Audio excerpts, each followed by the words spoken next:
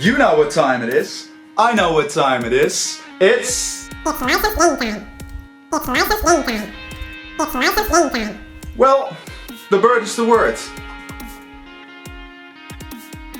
The Looney Tunes are cartoons that stood the test of time and seem to win over generation after generation. Like I say with other established things, I remember it always being there. If the kids were too loud in elementary, Bugs Bunny would grab their attention. If you were going to Six Flags, odds are you spent a lot of time in the Warner Brothers gift shop. Remember the Flippo era? How could you forget? The Looney Tune characters became the highest commodity on the planet overnight. For children, that was at least. Lay's sold a lot of chips, I can tell you that much. TazMania was always my favorite Looney Tune. In the words of the immortal John Hancock, he looks dumb, I think I'll play him. I remember having TazMania pajamas when I was young and I loved the idea that Taz could snap at any minute. Destroy everything became the motto. When Space Jam released, the Looney Tunes were at their height of popularity and the movie, in my opinion, still holds up today and didn't need a soft reboot. The Looney Tunes were huge in pop culture, but how did they fare in games? I came across Taz-Mania for the Super Nintendo and Sega Genesis, but we'll be playing the Super Nintendo version for this episode. Crazy animated sequences, a 3D perspective, and cartoon-style graphics fill in this fast-paced race against the clock. Taz must collect high-popping kiwi birds, slug off Wendell T. Wolf, steer clear of the Acme tour bus, turn his cheek to the she-devil's kisses, and avoid the traps of TazMania's axe and bull gator.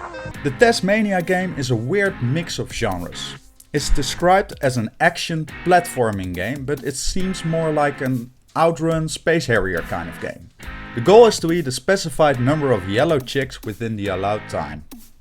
Whilst you are doing this, you are dodging upcoming traffic, trees and other stuff to get in your way. You can eat blue birds to regain some health or red birds to get some additional time, which comes in handy when you're almost out of time but only have one chick left to eat. It's kind of a cruel game actually. 1,000,000 tiny violins are playing for 1,000,000 tiny birds. You can speed up or slow down as Taz sprints across the tracks. Hitting something will kill your momentum obviously, but it's not that problematic until later stages, when you're actually chasing a lot of the yellow chicks, who themselves have become faster and more agile.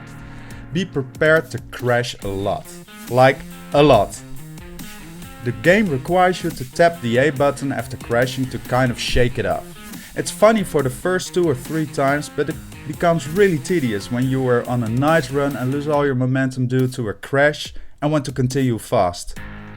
Jumping is used to jump over barriers, but also to catch the flying birds. Running and jumping feels a little awkward, but strangely satisfying at times due to the slowdown. I know it's a technical flaw, but it's typical for games of the time and therefore it has its charm in my opinion. The game and the goal itself, although not logical and kind of a weird combination of things, are fairly straightforward. Eat the birds within the time, make sure you don't lose all your health before that, dodge what you can dodge and progress through the game, facing more challenging stages of these as you go along. What do I think of the game visually and sound-wise? Well, I mentioned the slowdown, but I didn't mind. This game, like many others of the time, just suits my taste. Even if the gameplay would completely suck, it would still be lovely to look at. The colors pop and the sprite of Taz is perfect. His animations are the way I remember him and it oozes personality. The whole game does, if you ask me. The colors, the music, the quirkiness, the what you see is what you get factor within a strange combination of genres. I love it. The music is very cool too. It's jungle-like. It will sound familiar when you've played games like The Lion King or Aladdin. The Super Nintendo sound chip does it justice and the Taz sounds themselves are really decent too. I kind of miss a certain which I'm not going to emulate. Oh shit, I just did. But otherwise, no complaints. The genre of this game is still an interesting topic to me. It feels like an experiment. A mashup of Outrun, Space Harrier and Sonic bonus stages. The game also had a Sega Master System release, for example, which is a 2D platformer. While I'm looking forward to check that one out, I love this game for its weirdness. The overall presentation does enough for me to warrant this a good grade.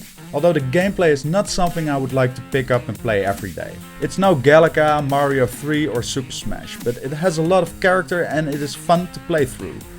I do not feel the urge to complete it, but this will be a game that I will show to people from time to time to examine what was possible in the 16-bit era, rediscover a lost genre and reconnect with a franchise that has a place in the youth of almost everyone I know, spreading multiple generations. TazMania on Super Nintendo gets a B.